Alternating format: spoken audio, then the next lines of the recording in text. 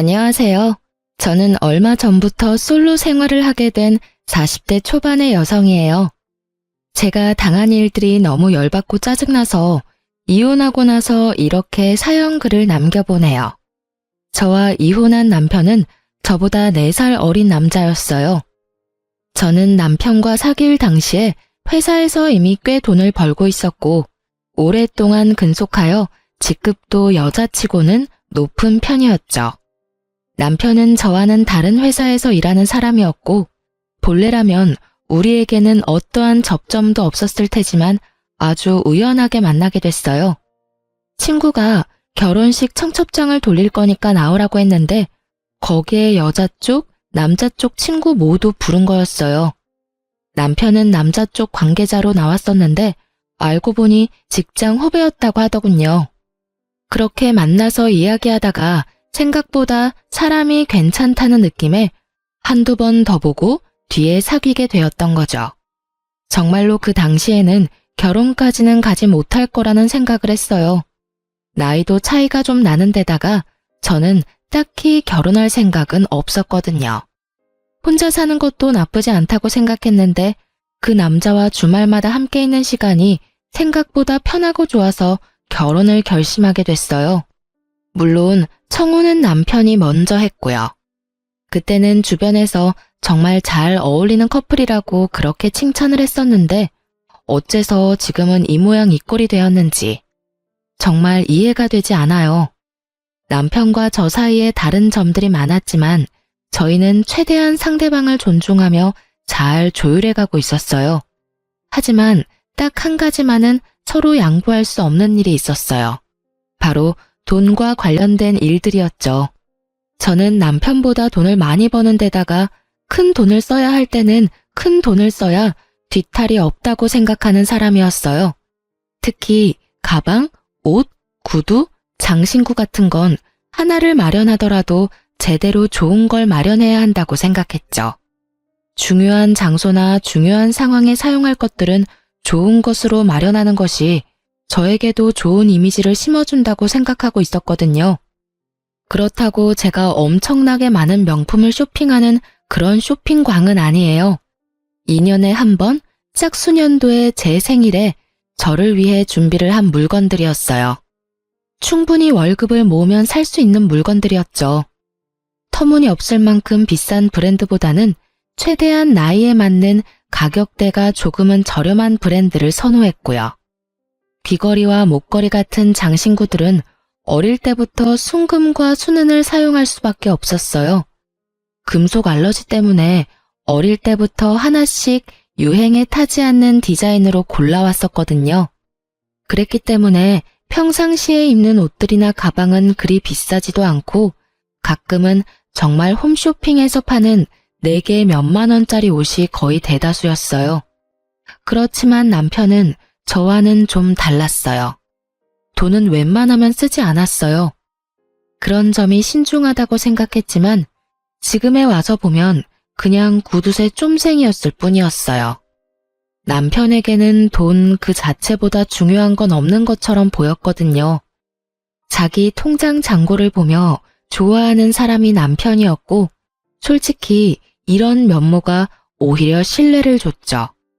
돈을 사랑하는 거라면 결혼하고도 굶어 죽을 일은 없을 것이고 다른 여자에게 마음을 빼앗기지도 않겠다 싶었거든요.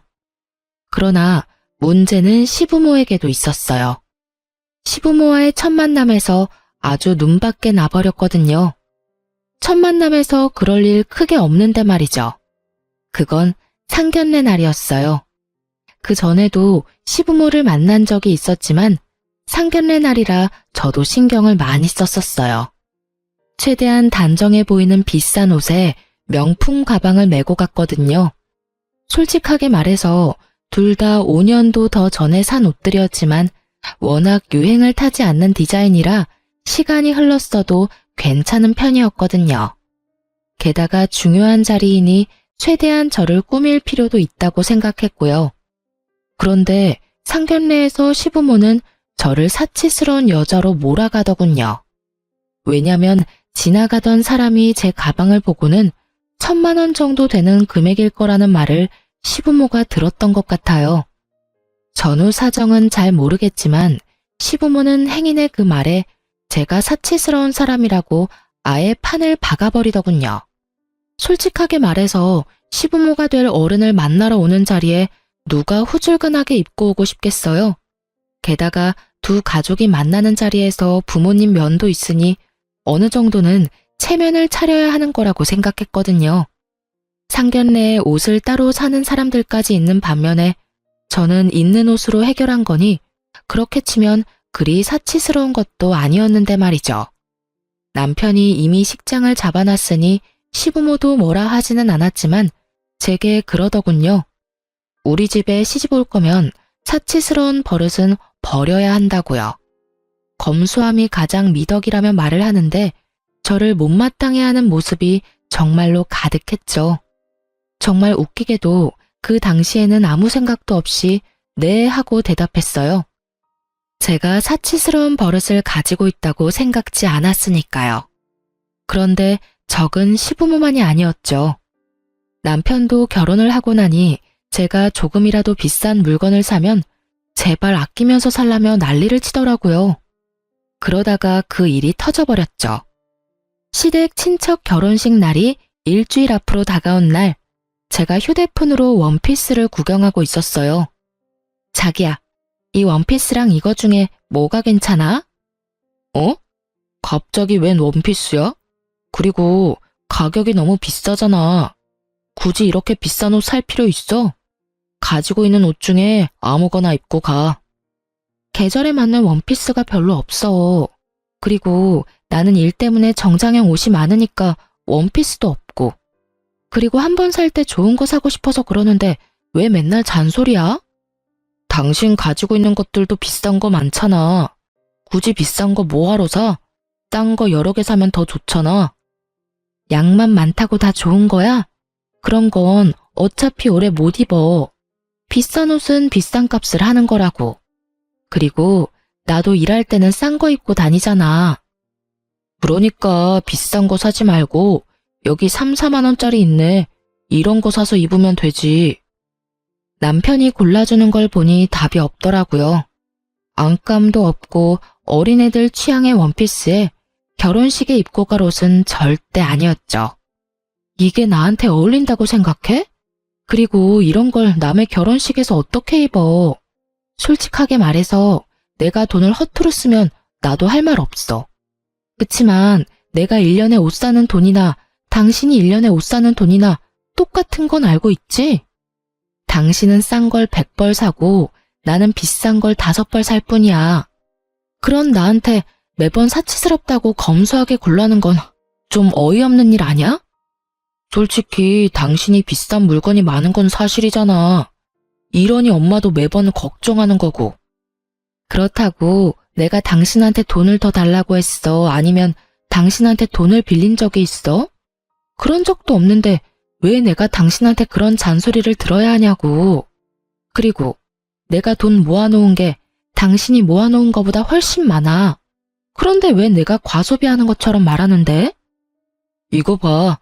본인이 잘못한 것도 모르고 고칠 생각도 안 하네. 이러니까 우리 엄마가 당신한테 매번 그러는 거라고. 선 넘지 마. 내가 뭘 잘못했는데? 비싼 거 사면 다 죄인이야? 내가 다른 사람 20벌 살 거 한 벌만 사겠다는 게 그렇게 욕먹을 짓이야? 눈이 있으면 옷장을 봐. 거기에 내 옷보다 당신 옷이 훨씬 많은 건 몰라서 그래? 가격만 저렴한 옷이 수백 벌 있는 당신한테 내가 왜 그런 소리 들어야 하는데? 그리고 어머님 운운하는 것도 웃겨. 어머님도 얼마 전에 결혼식 가신다고 가방 하나 마련하지 않았어? 그것도 당신 때문이잖아. 당신이 비싼 거 들고 있으니 어머님이 비교되는 것 같다고 하시잖아. 그러게 왜 사람들을 그런 식으로 만들어? 그게 내 잘못이니? 그리고 그래서 내가 신혼여행 돌아오면서 명품백 어머님한테 사드리자고 했을 때 당신이 반대했잖아. 그때 사드렸으면 그런 말 듣지도 않았겠지. 결국 제 말에 대꾸할 말이 없었는지 남편 놈이 모르겠으니까 알아서 하라며 나가더군요. 저도 열이 받을 대로 받았어요. 제가 뭘 잘못했어요? 남들이 싼 걸로 여러 개 살 때 모아두고 아껴뒀다가 비싼 거 하나 사는데 그게 왜 남들한테 욕먹을 짓이 된 건지. 그렇게 친척 결혼식 날이 오고 저는 남편과 따로 이동하기로 했어요. 제가 가야 할 곳이 있다고 하고 남편을 먼저 보낸 거죠. 그리고 저는 남편이 제게 추천한 저에게는 맞지도 않은 원피스에 단화를 신고 명품백 대신에 에코백을 메고 결혼식장에 도착했어요. 결혼식장에 들어서니 다들 안 보는 척 보고 있더군요. 시부모와 남편이 눈에 보여 아는 척하며 다가갔더니 시부모가 화난 얼굴로 저한테 그러더군요. 너 이게 무슨 꼴이야? 이러고 남의 결혼식장에 와? 안감도 없어서 훤히 비치는데. 어머님, 이 원피스는 남편이 골라준 3만 원짜리 원피스예요. 비싼 거 절대 사지 말라고 화를 내면서 이걸 골라주더라고요. 남편 의견대로 입고 왔는데 어디 이상한가요? 그리고 어머님도 항상 저한테 비싼 거 가지고 다닌다고 뭐라고 하시잖아요. 그래서 최대한 검소하게 입고 온 건데. 아무리 검소해도 때와 장소가 있는 법인데 너 정말로 며느라기한테 저 옷 입으라고 했어? 아니, 잠깐 싸우다가 제일 싼 옷이 있길래 이야기한 것뿐이에요. 설마 제가 일부러 그랬겠어요? 그렇게 별로야? 평소에는 그렇게 비싼 거 입지 말라더니 이런 거 입고 오니 아예 옆에 있기 싫어? 당신 원하는 대로 해줬는데 왜 싫을까? 그렇게 말하자 남편이 한숨만 푹푹 쉬더군요. 제가 왜 친지 가족들 모이는 자리에서 비싼 걸 입는데요. 남편 체면 세워주려는 것도 모르고 사람을 그렇게 구박하다니. 후줄근하게 입은 제 모습에 아예 곁으로도 안 오려고 하면서 매번 검소 타령은 왜 하는 거냐고요. 그리고 시모를 보니 시모는 남편 말대로 명품 가방을 하나 마련해서 가지고 왔더군요. 어머님, 가방을 새로 사셨네요? 검소한 거 따지시는 분이 명품 가방 가지고 있는 거 보니까 기분이 많이 이상하네요. 항상 사치스럽다고 싫어하셨잖아요. 그래서 저도 오늘은 에코백을 준비해 왔는데 오늘따라 안 맞았네요. 제 말에 시모는 뭐라 말해야 할지 모르더군요. 아마 제가 좋은 옷과 가방을 들고 올 거라고 생각한 듯 했어요. 그런데 막상 후줄근한 모습으로 나오니 그것도 싫은 모양이었죠. 도대체 어느 장단에 맞추라는 건지. 며느리가 안 꾸미고 후줄근하게 다니면 그 욕은 남편과 시모가 듣는다는 걸 모르는 것 같더라고요. 주위에 있는 사람들도 우리 대화를 들었는지 아니면 그런 짐작을 했는지 수군거리더군요. 모르는 사람이 들으면 시모와 남편이 며느리를 갈궈서 저렇게 후줄근하게 입고 오게 된 줄 알 테니까요. 하긴 다를 건 없었죠. 결혼 후 내내 저를 마치 낭비벽 환자처럼 몰아가며 사치스럽게 굴지 말라며 잔소리해댔으니까요. 그런 사람들이 명품을 가지고 있으면서 아무것도 없는 며느리 혼내는 걸로만 보일지도 모르죠. 아니면 불쌍한 며느리만 아무것도 가지지 못한 것처럼 보일 수도 있고요. 결국 시부모는 주변에서 한 소리 듣게 됐죠. 그리고는 그 뒤로는 사치니 검소니 그딴 소리 안 듣게 됐어요. 결혼식에서는 사진도 못 찍게 하는 바람에 가족 사진도 못 찍었죠. 후줄근하게 입고 다니면 옆에 오지도 못하게 하고 비싼 거 입고 다니면 돈지랄 하냐며 잔소리하는 시댁 행태에 정말 어이가 없었지만 그래도 이번 일을 기회로 잔소리는 더 이상 듣지 않게 됐어요. 제가 빡 돌면 이런 짓을 저지른다는 걸 알게 된 남편과 시모는 그 뒤로 저한테 아무 말 하지 않았어요. 그래서 정말 편하게 결혼 생활을 할 수 있었죠. 그리고 결혼 4년 차쯤에 애를 가지려고 그렇게 애를 쓰던 그때 저는 제 물건이 사라지는 일을 겪게 됐어요. 제 물건과 옷을 보관하는 옷장에 넣어둔 가방 하나가 감쪽같이 사라졌더라고요. 제가 어디 잘못 놔둘 성격도 아니고 비싸게 주고 산 물건이 있는 만큼 모든 것은 제자리에 두고 있거든요. 그런데 자주 쓰지는 않던 가방이 사라지니까 당황했죠. 그것도 집안에 놔둔 게 사라져버렸으니 의심할 사람은 남편뿐이었잖아요. 저는 먼저 남편에게 물었어요. 여보, 혹시 저기 있던 가방 못 봤어? 가방이 하나 없어졌네? 가방? 난 모르겠는데. 누가 봐도 여자 가방이면 내가 가져갔을 리도 없고. 혹시 다른 데 놔두고 잊어버린 거 아니야? 태연스러운 남편 말에 저는 정말로 심각하게 제가 잊어버린 게 아닐까 하는 생각이 들 정도였어요. 그렇지만 아무리 생각해도 다른 데 놔둔 생각이 들지는 않아서 현관 앞을 비추는 홈캠을 뒤져봤어요. 그 홈캠은 결혼 초에 달아놓은 건데 당시 근처에 도둑이 많이 들어서 입구를 비추는 홈캠을 달아놨던 거예요. 그리고 달아두고는 항상 잊고 있던 것이기도 했고요. 그리고 누군가 제 가방을 들고 나오면 찍힐 정도는 됐죠. 그렇게 확인을 했더니 남편이 가져갔더군요. 당황했죠. 그걸 가져갈 일이 없으니까요. 솔직하게 말하면 엄청 비싼 것도 아니고 브랜드로 치자면 중저가의 디자인도 애매한 가방이었거든요. 저도 그래서 사놓고 보관만 해뒀던 건데 사실 가지고 있는 것 중에는 가장 새 것처럼 보이긴 했거든요. 처음에는 남편이 이걸 가져가서 팔았나 의심했어요. 워낙 돈 좋아하는 남자이기도 하고 이렇게 새 것처럼 보이는 걸 가져갔으니.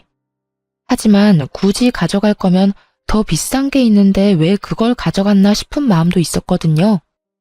아니면 시모에게 갖다 줬나 싶었는데 그건 또 아니었어요. 애매모호한 상황에 남편을 의심하는 것도 좀 그렇고 하나 정도는 용서해주겠다는 생각을 하면서 일단 제가 가진 물건들 중 비싼 건 다 친정으로 옮겨놨어요. 그리고 원래 있던 자리에는 가짜 물건들만 채워 넣었죠. 남편이 계속 이런 일을 할지 하지 않을지도 알아내야 했지만 그 이상으로 제 물건들 중에 더 비싼 물건을 잃어버리고 싶지 않아서 선택한 방법이었어요. 그렇게 한 달이 지났는데 물건들은 그대로였어요. 그래서 저는 남편에게 차라리 물어보고 다시 진품을 가져올까 하는 생각을 했죠. 그런데 그 생각을 한 저녁에 집에 왔더니 제 물건이 또 없어졌더군요. 도금된 팔찌와 목걸이였죠. 어차피 사용하지 않는 물건이었지만 도대체 이것들이 어디로 가는지는 궁금했어요. 남편이 팔았나? 그것도 아니면 누구에게 줬나? 온갖 생각이 들었죠. 그래서 남편에게 이야기하겠다는 생각을 일단 접고 일단 남편 뒤부터 캐기로 했죠. 쓰지 않고 모아뒀던 연차를 몰아쓰고 일주일을 내리 남편 뒤만 쫓았어요. 친구 차 빌려서 넷이 만들기도록 주위에서 쫓았는데 처음에는 남편이 아무런 행동도 안 하더군요. 그래서 제가 너무 예민했나 싶었는데 5일째 되던 날 딱 꼬리를 잡았죠. 남편이 웬 여자와 밖에서 만나는 걸 발견했거든요. 제가 한 번도 다녀본 적 없는 장소였고 남편도 제가 본 적 없는 옷을 입고 있더군요. 만약 스쳐 지나갔다면 남편인지 못 알아봤을 거예요. 두꺼운 뿔테 안경까지 쓰고 있으니 정말 딴 사람 같았거든요. 그리고 상간녀를 살피는 순간 남편이 제 물건을 어디에 사용했는지 알 수 있었죠. 그 여자의 어깨에는 제 가방이 자세히 살펴보니 팔찌와 목걸이도 이미 목과 팔에 있더군요. 순간적으로 화가 확 올랐어요. 저한테 왜 이런 일이 벌어져야 하는지 정말 눈앞이 캄캄하더군요. 분노와 답답함으로 아무것도 못하겠더라고요. 그날은 사진과 동영상을 찍고는 온몸에 화가 뻗쳤는지 몸살 기운이 있어 집으로 돌아왔어요. 거의 몸져 누워있는데 자정이 다 돼서야 남편이 집으로 들어오더군요. 증거를 더 모을 때까지 남편에게 제가 알고 있다는 걸 알리기 싫어서 겨우 말을 꺼냈는데 생각보다 더 뾰족한 목소리가 나와버렸어요. 당신 도대체 어디 있다가 이제 오는 거야? 친구 좀 만나고 왔어. 왜 이렇게 기분이 나빠? 기분이 왜 나쁘냐고? 아픈데 남편이라는 사람이 들어오지도 않고 연락도 안 되니까 짜증난 거지. 어디가 아픈데? 몰라. 결국 제가 더 열받아서 열이 올라서 남편을 내버려두고 방으로 들어와 이불부터 푹 뒤집었었어요. 그런데 남편 놈 마음이 바뀐 게 티가 여기서 나더라고요. 그전에는 제가 아프다고 하면 죽이며 약이며 챙겨주기 바쁘던 남편이 다음날이 되어도 다다음날이 되어도 제게 관심 하나 없더군요. 아프냐고 묻지도 않더라고요. 거기서 제 인내심은 뚝 끊어졌죠. 그 여자에게 잠깐 홀릴 수는 있다고 생각해요. 잠시 눈이 갈 수 있지. 그래도 제게 돌아오기만 한다면 받아줄 생각이 있었지만 아예 저는 뒷전이고 그 여자가 우선인 모습을 보니 그리고 그걸 숨길 생각도 못할 정도로 빠져있는 걸 보니 이건 그냥 한순간의 바람이 아닌 것 같더군요. 결국 저도 참지 못하고 남편에게 추궁하기 전에 그 상간녀부터 아작을 내기로 결심했어요. 저는 제일 비싸고 좋은 물건들로 한껏 치장한 뒤에 상간녀를 만나러 갔어요. 사실 그 여자 집과 회사는 이미 파악해 놓은 상태였거든요. 집에서 나오는 상간녀에게 말을 걸었어요. 어딜 그렇게 바쁘게 가요? 저희 남편 만나러 가요? 그렇게 이야기하자 상간녀 얼굴이 확 굳으면서 저를 확인하더군요. 그리고는 제가 걸친 것들을 보고서는 얼굴이 확 일그러지더라고요. 그게 무슨 소린지 다 알고 왔어요. 당신 내 남편이랑 바람 피우는 거. 그래서 언제까지 이 짓 할 거예요? 뭘요? 알고 왔으면 뭐요? 언제까지 이 짓 할 거냐고요? 당연히 오빠가 저한테 마음 있는 동안은 계속되지 않겠어요? 뾰족한 말로 말하는 상간녀는 무척 당당했죠. 저를 보고 무슨 생각이 들었는지는 모르겠지만 굉장히 공격적이고 당당한 모습에 저도 살짝 당황했거든요. 미쳤어? 아가씨, 뭘 모르나 본데 와이프 있는 남자랑 바람 피우면 그건 범죄야. 간통죄는 폐지됐어도 상간녀 소송까지 안 되는 건 아니거든? 나는 당신한테 상간녀 소송 걸 거고 그걸 내 남편이 대신 내줄 거라는 기대는 안 하는 게 좋을 거야. 그러니까 이만하고 남의 남편한테 손 떼. 내가 왜요? 우리 사이 방해하는 건 아줌마죠. 어디가 얼마나 못났으면 남편한테 사랑조차 못 받고 버림받았으면 여기가 어디라고 당당하게 따지러 와요? 다 당신이 못나서 생긴 일인데 저한테 따지지 말고 당신 남편한테 따지세요. 헤어진다고 하면 헤어지고 아니라면 아닌 거죠. 오빠가 저를 바라는 동안에는 저도 오빠 만날 거예요. 그리고 오빠가 저를 생각하는 마음이 생각보다 크거든요. 제가 오빠에게 이혼해달라고 하면 당장 해줄 사람이라고요. 기세가 등등하다는 말이 이런 말이겠죠. 본처를 앞에 두고도 상간녀가 저렇게 당당한 건 세상이 말세라서 그런 걸까요? 아니면 전연이 그런 싸가지 없는 년이라서 그런 걸까요?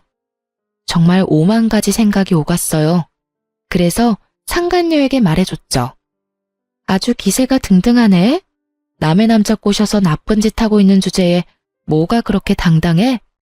그리고 알고 있는지 모르겠지만 우리 남편이 너한테 준 물건 있지? 지금 착용하고 있는 팔찌랑 목걸이 그리고 가방. 그거 싹 다 내 물건이고 나는 도난당한 물건 찾다가 남편 바람까지 찾게 됐어. 그리고 하나 말해두는데 네가 받은 물건들은 다 짝퉁이야. 그 남자가 준 거 싹 다. 그리고 너도 짝퉁이고. 죄송하다고 빌어도 모자랄 판에 뭐? 지금 이판사판이다 이거지? 이렇게 되면 나도 못 참아.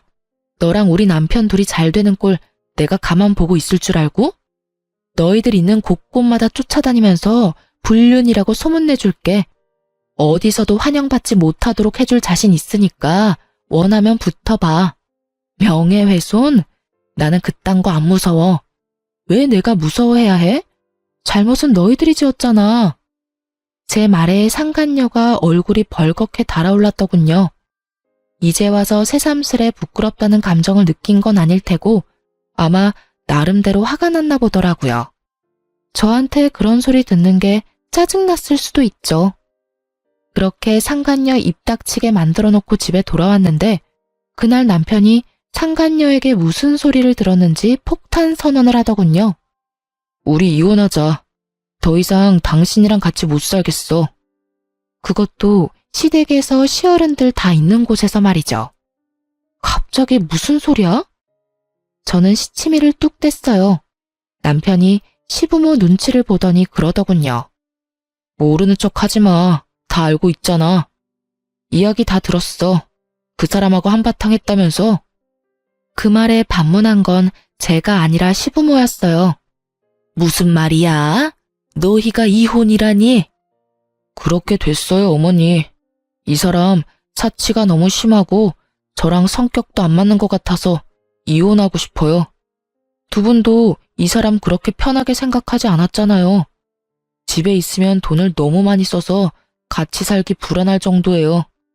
기도 안 찼어요. 누가 돈을 많이 썼다고 저러는지. 게다가 실제 이혼 원인이 그게 아님에도 그걸로 밀어붙이려는 남편을 보니 구토가 나올 정도였죠. 성격? 사치? 그거 말고 다른 이유 있잖아. 당신 나 몰래 다른 여자 있는 거 왜 말씀 안 드려? 이야기할 생각이었어. 그리고 곧 있으면 그 사람도 도착할 거고. 남편의 이 말에 정말 놀랐어요. 지금 이 자리에 상간녀를 불렀다니 너무 어이없었죠. 당신 지금 나한테 시위하는 거야? 상간녀를 왜 이 자리에 불러? 그리고 이혼 내가 해줄지 안 해줄지 어떻게 될지 알고 상간녀부터 부르는 거야? 당신이 이혼 안 해줘도 나는 이혼할 거야. 그 여자랑 이미 약속했어. 당신이랑은 정말 다른 여자야. 여리고 착하고 얼마나 검소한데. 그래서 마누라 물건 훔쳐다가 상간녀한테 선물로 줬어? 그래. 너는 검소해서 다른 사람 물건 도둑질해서 다른 여자한테 선물해줬어? 미친 소리도 작작 해야지. 아무리 짠돌이 쫌생이라도 정도가 있는 법이야. 제 말이 끝나기가 무섭게 상간녀가 시댁에 찾아왔어요. 아주 시부모가 좋아하는 모습을 하고 말이죠. 남편에게 미리 언지를 들었나 보더라고요. 수수한 투피스에 눈에 띄지 않는 패션으로 이곳까지 왔더군요. 그 모습에 시부모도 유심히 그 여자를 보더니 이내 흡족해하는 모습이더군요. 정말로 상간녀는 제가 처음 봤을 때와는 정반대로 순진한 얼굴로 여기 왔거든요. 그 모습 보고 정말 오만정이 다 떨어지더군요. 여기서 또 보네요? 그때 엄청 큰 소리 치면서 가셨는데 불쌍해서 어떡해요. 오빠가 저한테 결혼하자고 했어요. 저는 오빠가 재혼이라도 상관없거든요. 우리는 정말로 사랑하니까요. 그렇게 말하는 상간녀의 가증스러운 모습에 저도 그냥 다 놔버렸어요. 제가 누구 좋자고 아득바득 붙잡고 있는지 결국 저도 말했어요. 아직 이혼도 안 한 마누라랑 시부모 앞에서 상간녀까지 소개시켜주고 아주 대단한 사람이야. 이혼해줄게. 나도 와이프 놔두고 어린 여자랑 바람피는 놈도 싫고 와이프 물건 훔쳐다가 상간녀에게 갖다 바치는 놈도 싫어. 불륜남이 도둑질까지 하는데 내가 데리고 있을 필요 없지. 대신 이혼은 무조건 소송으로 갈 거야. 나는 합의는 절대 안 해. 알지? 당신은 소송이든 합의든 유리한 거 하나도 없어.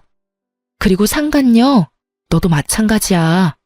내가 상간녀 소장 당신 회사나 집으로 날려줄 테니까 어디로 올까 전전긍긍하면서 열심히 기다리고 있어. 예, 그런데 왜 우리 아들이 이혼에 책임이 있어? 바람 좀 핀 거 이해 못 해주는 여자가 잘못이지. 이해하고 못하고가 아닌 거 아시죠? 지금 저 사람 딴 년 데리고 결혼하겠다고 온 거거든요. 눈이 있으면 좀 보시라고요. 이해를 해주면 뭐요? 첩년이라도 끼고 살도록 두 집 살림하도록 놔두라는 말이에요? 세상이 어떤 때인데 앞뒤 구분도 못하고 아들 편만 들어요? 그럼 우리는 네가 우리 아들 돈으로 명품이나 사재 끼고 낭비벽이 심한 걸로 소송할 거야. 누가 누구한테 뭘 사줘요? 당신 도대체 시어른들한테 뭐라고 거짓말한 거야? 어머님, 똑바로 들으세요. 제가 가지고 있는 비싼 물건들 중에 남편이 사준 거 단 하나도 없어요.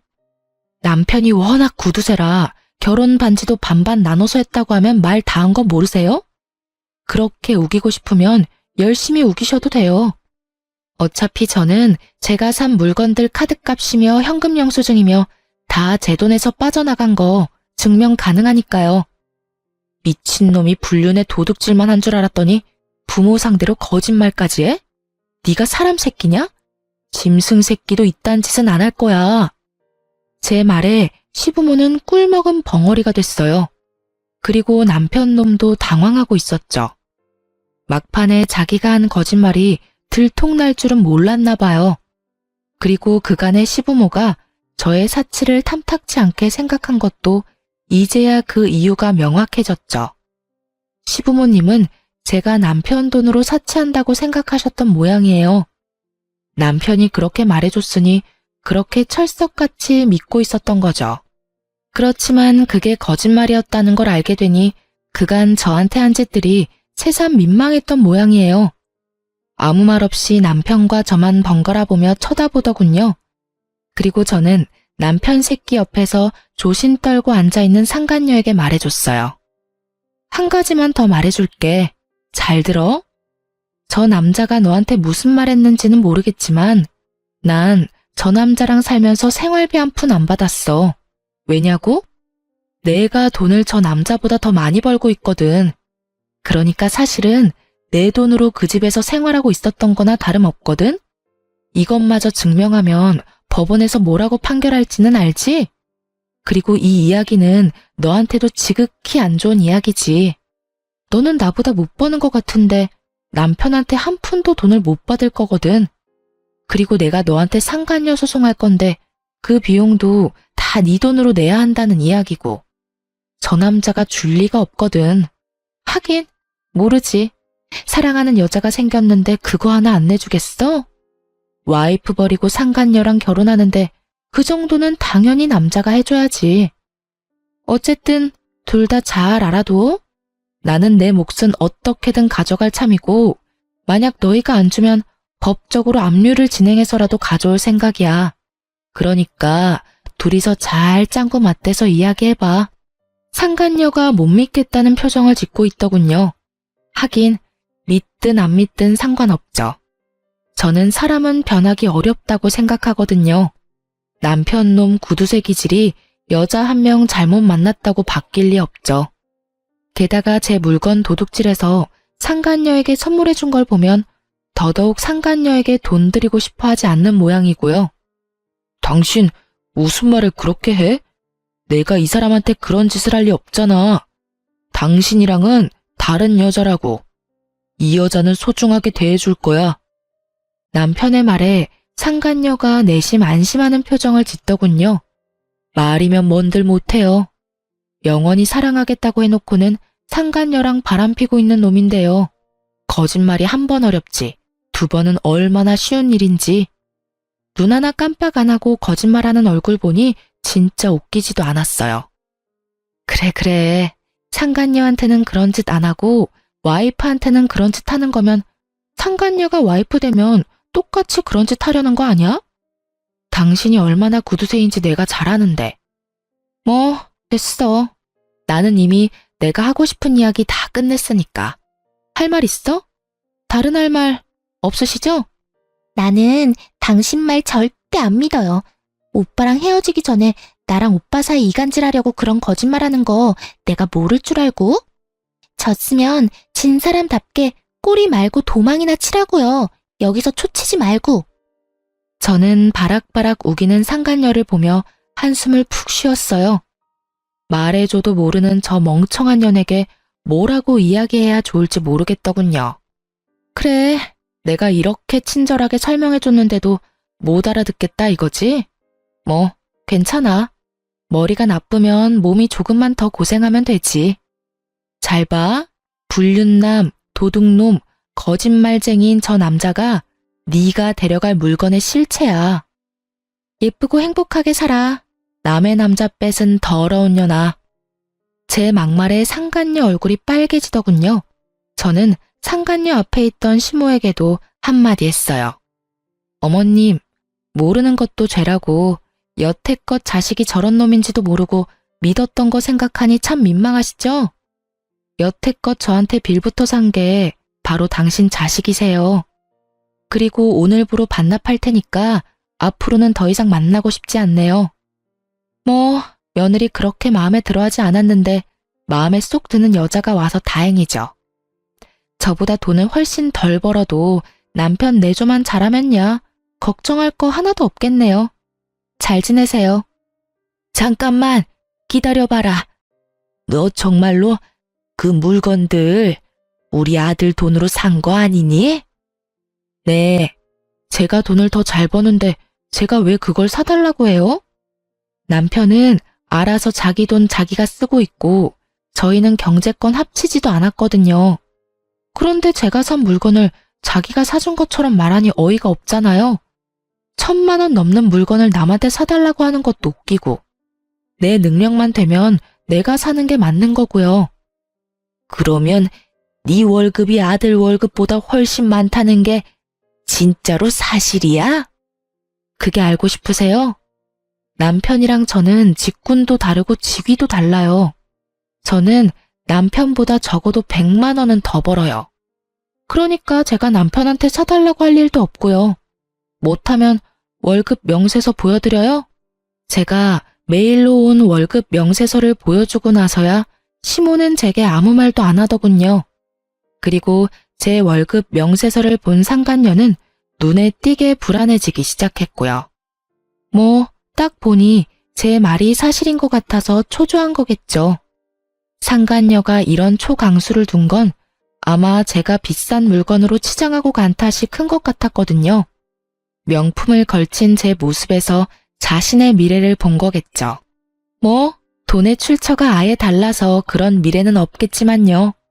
서서히 밝혀지는 진실이 자기 생각과는 전혀 다른 방향이라는 걸 깨닫고 당황한 것처럼 보이기도 했어요. 당신도 월급 명세서 보여드려. 그래야 마지막 의문이라도 풀리실 거 아냐?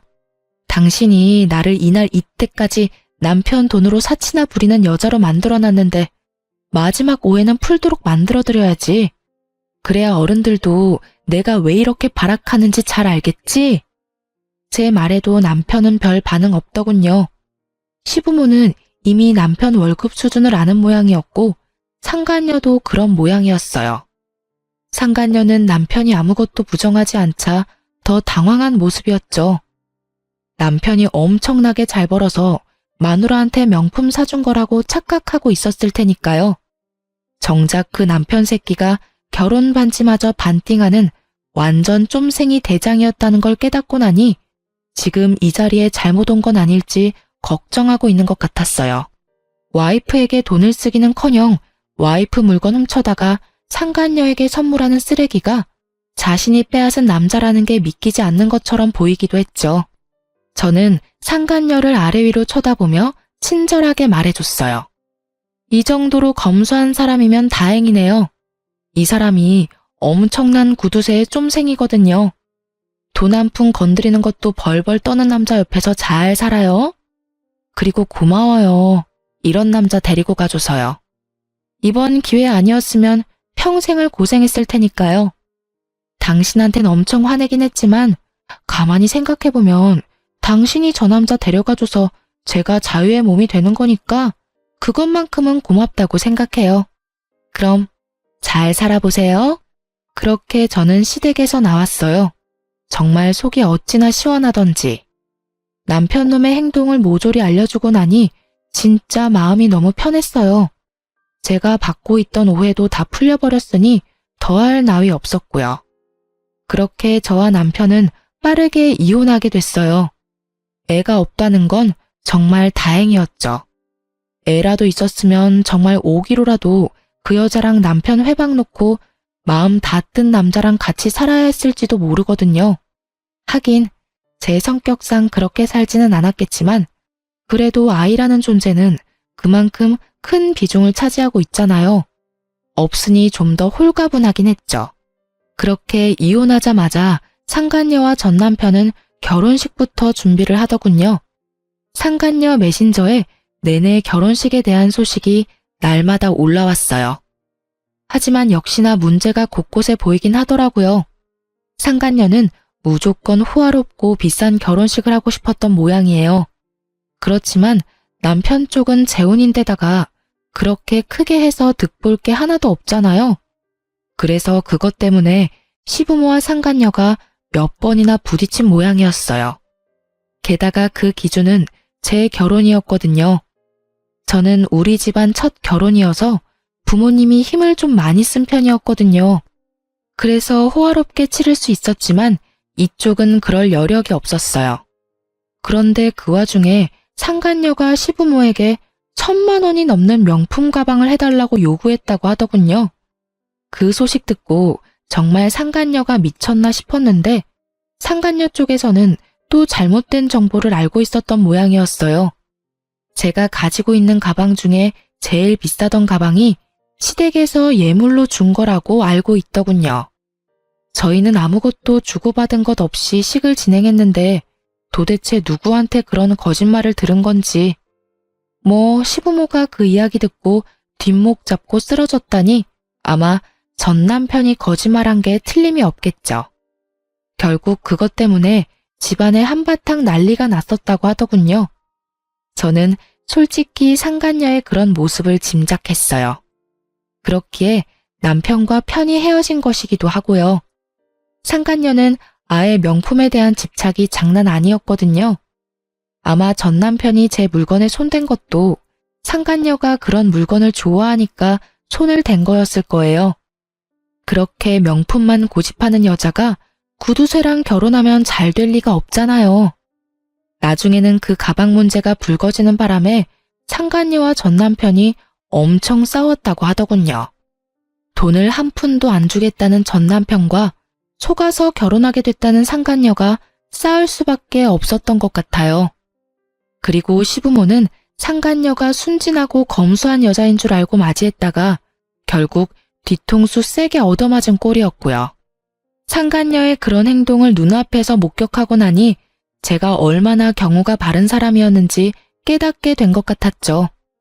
정말 그 집 이야기를 듣는데 얼마나 웃기던지. 그리고 상간녀 위자료도 결국은 상간녀가 내더군요. 제 예상대로 쫌생이 남편놈은 그걸 내주지 않았고요. 거기서 제 이야기가 모두 맞다는 걸 눈치챈 상간녀가 남편놈에게 욕을 해대며 떠나간 건 어찌 보면 당연한 수순이었죠. 그런데 두 사람의 파혼은 청첩장까지 다 돌리고 식장이며 스튜디오며 모든 것이 취소 불가 시점이 된 이후였기 때문에 그 손실은 고스란히 전 남편이 모두 떠안았다고 해요. 그 탓에 전 남편은 상간녀 찾아다니며 돈 내놓으라고 파혼으로 발생한 취소 비용 다 갚으라며 사람 괴롭히며 쫓아다니는 중이라고 하더군요. 상간녀도 참 웃기죠. 그렇게 사랑하느니 마느니 할 때는 남편과 못 붙어 먹어서 안달이더니 남편 놈의 성격을 알고 나니 벗어나려고 애를 쓰다니. 그럴 거면 왜 남의 남자를 건드렸는지 몰라요. 벌집을 꼭 쑤셔봐야 벌집인 걸 확인 가능한가요? 딱 봐도 건드리면 안 되는 건 눈에 보이는 법인데 말이죠. 결국 그렇게 주변 사람들에게 이혼 후 재혼이 파혼이 된 남자로 소문난 전 남편이 상간녀와 트러블 생긴 이후로 저한테 계속 전화를 하더군요. 몇 번 무시했는데도 전화가 계속 오길래 한번 받아줬어요. 그랬더니 정말로 뻘 소리를 짓거리더군요. 내가 생각해보니까 정말로 내가 잘못했다는 생각이 들었어. 세상에 당신만큼 괜찮은 여자가 없다는 걸 왜 이제야 알게 됐는지 모르겠어. 나 정말로 당신한테 미안하고 사죄하는 마음 가지고 있어. 그리고 여전히 당신을 향한 마음도 남아있고 그 여자는 정말로 한때뿐인 여자였어. 나에 대해 잘 모르면서 결혼하자고 해놓고는 자기 마음대로 돈 못 쓰니까 헤어지자더라. 그런 여자한테 왜 홀렸는지 정말 나도 이해가 안 돼. 마치 저를 향한 고해 성사와 사랑을 고백하는 것처럼 들리는 말은 하나부터 10까지 모두 변명이었어요. 본인 사랑놀이에 다른 사람 희생시켜 놓고는 그 사랑놀이가 파토났다고 다시 저한테 달려오는 꼴이 정말 보기 싫을 만큼 더러웠어요. 미안하다는 말이지? 용서해줄게. 아니, 용서하고 말고 할 게 어딨어? 이미 우리 사이 다 끝났잖아. 재산으로도 서류로도 마음으로도. 사과는 받아줄 건데 앞으로 연락은 하지 마. 우린 남이야. 그것도 악연으로 이어져서 뒤숭숭한 관계. 나는 그렇게 생각 안 해. 당신 생각 많이 했어. 내가 당신한테 한 짓들 평생을 가도 용서 못할 거라는 거 알아. 그러니까 내가 평생 용서를 구할 수 있도록 당신이 다시 돌아와주면 안 될까? 나는 당신을 놓치고 싶지 않아. 지랄 육갑을 떨고 앉았네. 평생? 내가 미쳤어? 당신 같은 놈이랑 평생을 같이 하게? 미친놈한테 허튼 소리를 들으니 정신이 나갈 것 같은데? 앞으로 나한테 연락하지 마. 그리고 이딴 미친 제안할 거면 더더욱. 한 번만 더 이딴 소리 하려고 전화하고 문자 보내면 나 당신 스토커로 경찰에 신고할 거야. 알겠어? 결국 제게서 느껴지는 살벌한 느낌에 그놈이 재빨리 전화를 끊더군요. 마누라 물건 상간녀에게 갖다 바치는 쫌생이 구두쇠 새끼는 거르는 게 답이거든요. 이렇게 글로 풀어보니 답답한 마음도 좀 편해지네요. 아직도 이때 생각하면 분노가 부글부글 하거든요. 있고 안 있고의 문제가 아니잖아요. 제 인생의 하나뿐인 결혼을 망친 놈인데. 쉽게 용서하는 것도 힘들고 잊는 것도 힘든 일이죠. 그렇지만 이번 사연글을 쓰고 나서는 조금씩 지워보려고 노력할 거예요. 이런 일에 질질 끌려다니는 것도 성질에 안 맞고 전 남편을 그냥 없던 사람으로 만들고 싶은 기분이거든요. 그렇게 조금씩 잊혀졌으면 좋겠다는 심정으로 글을 썼어요. 읽어주신 분들에게 감사의 마음을 전합니다.